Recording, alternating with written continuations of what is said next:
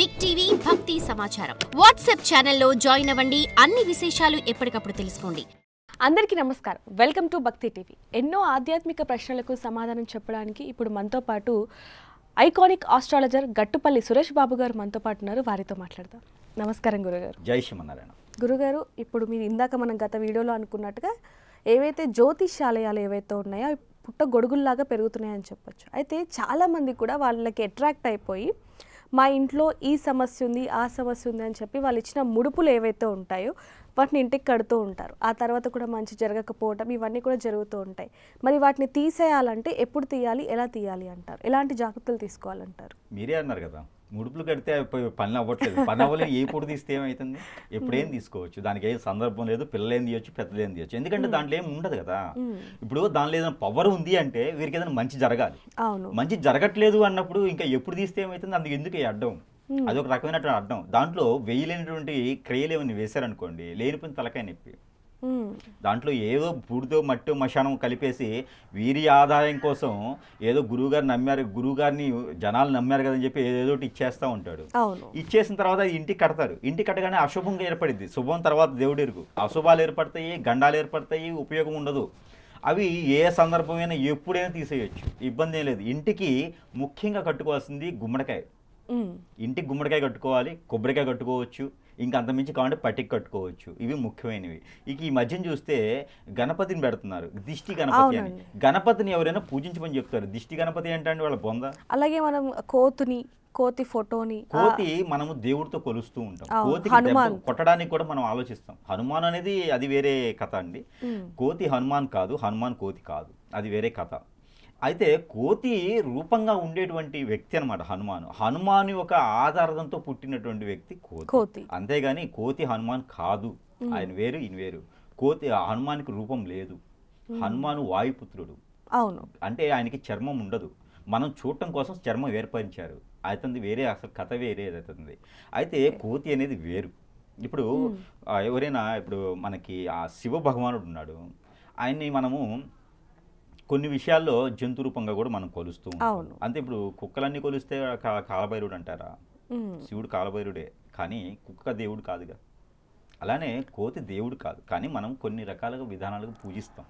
అయితే గురుగారు, కలబంద కడుతూ ఉంటారు, కొన్ని యాలకులు అవి అన్నీ కూడా కడుతూ ఉంటారు. అసలు ఇంటికి దిష్టి దోషం పోవాలి అంటే అసలు ఏం కట్టాలి అంటారు? ఇంటికి దిష్టి దోషం పోవాలంటే ఆ ఇంటిని పట్టి ఉంటుంది. ఆ ఇంటిని పట్టి, ఇంటి పరిసరాలు పట్టి, ఆ వాస్తుని పట్టి కూడా ఇంటి దోషాలు ఉంటాయి. అవేంటంటే ఎన్ని రకాలు చేసినా కూడా పోవు. ముఖ్యంగా వీరు చేసిన తప్పులు ఉంటాయి కొన్ని.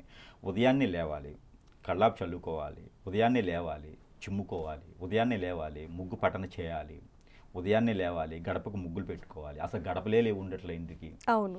ఉదయాన్నే లేవాలి, కనీసం ఆ ఇంటికి ముందున ఏదైనా ఇనపది కడ్డీ అన్న వేసుకోవాలి. ముందు నెగిటివిటీ లోపల రాకుండా చేసుకోవాలి.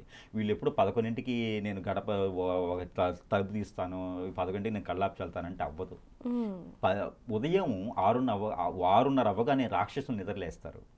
ఆ రాక్షసులు రెడీగా ఉంటారు. ఏ ఇల్లు అయితే ఉదయం సమయంలో బ్రాహ్మీ ముహూర్తం అంటారు, 2:30 నుంచి 3:30 వరకు బ్రాహ్మీ ముహూర్తం. అంటే బ్రాహ్మీ ముహూర్తం ఒక గడియలు 5 వరకు ఉంటాయి ప్రతిరోజు కూడా.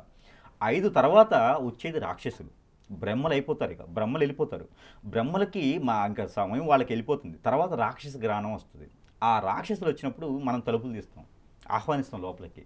ఇంట్లో నెగిటివిటీ వస్తుంది. కొట్టుకుంటాం, తిట్టుకుంటాం, అశాంతి, ప్రశాంతత ఉండదు, నిద్ర పట్టదు. ఇంకన్నీ వీళ్ళే ఉంటారు కదా. రాక్షసులు ఏం చేస్తారంటే, నువ్వు పోయి మీ ఆవిడని కొట్టు అని చెప్తుంది. వాళ్ళ ఆవిడ ఏం చేస్తారంటే, అట్లగడ కాల్చు, చీపురితో కొట్టు అని చెప్తుంది. అలానే ఇంకా రాక్షసులు వాళ్ళు ఆనందపడతారు. మనలో చికాకులు కల్పించి వాళ్ళు ఆనందపడతారు. అందుకనే ఏ స్త్రీ ఉన్నా, ఏ పురుషుడు ఉన్నా ఇంట్లోనూ పెద్దగా ఉన్నప్పటికీ కూడా ఇంట్లో అది అద్దె కొంప కావచ్చు, సొంత ఇల్లు కావచ్చు, ఎలాంటిదైనా సరే అద్దె ఇంట్లో ఉన్నవారు సొంత ఇల్లు రావాలన్నా కూడా వారు చేయాల్సిన క్రియ ఏంటంటే ఉదయాన్నే లేవాలి, చిమ్ముకునేదంతా చేసుకోవాలి, ముందు ఇల్లు శుద్ధి చేసుకోవాలి. ఇల్లు శుద్ధి చేసుకొని ఉదయాన్నే సాంబ్రాణి పొగ ధూపం వేసుకొని చేస్తే, అప్పుడు ఘంటానాదం పలికితే అప్పుడు పాజిటివిటీ వస్తుంది. దిష్టి దోషాలు, నరదిష్టి, ఇంటికి దోషము అట్లాంటివి ఏమి రావు.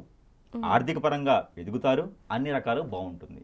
అష్టైశ్వర్యాలు కూడా వీరింటికి తొలదూగుతాయి. కాబట్టి ఉదయాన్నే లేచి బయట ముగ్గేసుకోవడం, చిమ్ముకోవడము, గొబ్బెమ్మలు పెట్టుకోవడము, ఏదో ఒక రకంగా అయితే పాజిటివిటీ అయ్యేలాగా వారి ఇంటి ఆచారం ఎలా ఉందో, వారి పెద్దవారు ఏం చెప్పారో ఆ విధంగా చేసుకుంటే సరిపోతుంది. కానీ రాక్షసులను ఆహ్వానించకూడదు.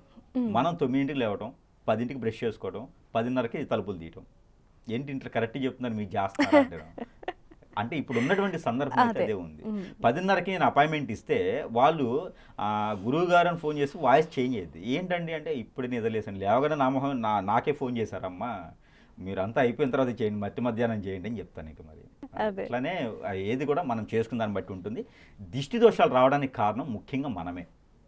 ఇవన్నీ చేసుకుంటే దిష్టి దోషాలు ఇంటికి రావు, ఒంటికి రావు, ఏమీ రావు. ఇకపోతే మీరు అన్నారు ఇలాచీలు కట్టుకుంటారు అని, ఇలాచీలు కట్టుకోవచ్చు, లవంగాలు కట్టుకోవచ్చు, అది ఇంటిలి చిట్కా అని చెప్పేసి అని ఉంటుందన్నమాట. అవన్నీ కట్టుకోవచ్చు, ఇబ్బంది ఏం లేదు. కానీ ముడుపులు లాంటి ఏదో ఆకులు లాంటి ఏదో తీసుకొచ్చారు, ఏదో గురువుగారు ఇచ్చారు, అది ముళ్ళు పెట్టారు, అవన్నీ అయితే అది నాకు తెలిసినంత వరకు అయితే అవసరం లేదు.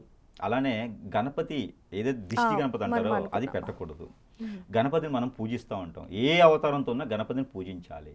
అంతేగాని తీసుకొచ్చి గడపగా తగిలించుకుంటా అంటే అవ్వదు. దానివల్ల మనకి ఖచ్చితంగా దిష్టి దోషాలు ఉంటుంది. దానివల్ల మనకి ఖచ్చితంగా ఇబ్బంది పడేదే ఉంటుంది. పిల్లల్లో ఆశాంతి లేకుండా ఉంటుంది, పిల్లల్లో చదువు రాదు. అలాంటివి చేయకండి, అవి చాలా తప్పు, చేయకూడదు. ఎవడన్నా గురువు ఇచ్చాడంటే తీసుకుపోయి వాడిని ఎత్తున పడేయండి, అది వాడి మెడకు కట్టండి, అంతేగాని అలాంటి చేయకండి. ఇంటికి సంబంధించి కూడా చాలా విషయాలు మాతో పంచుకున్నారు. ధన్యవాదాలు గురుగారు. For more videos like this, subscribe Big TV channel.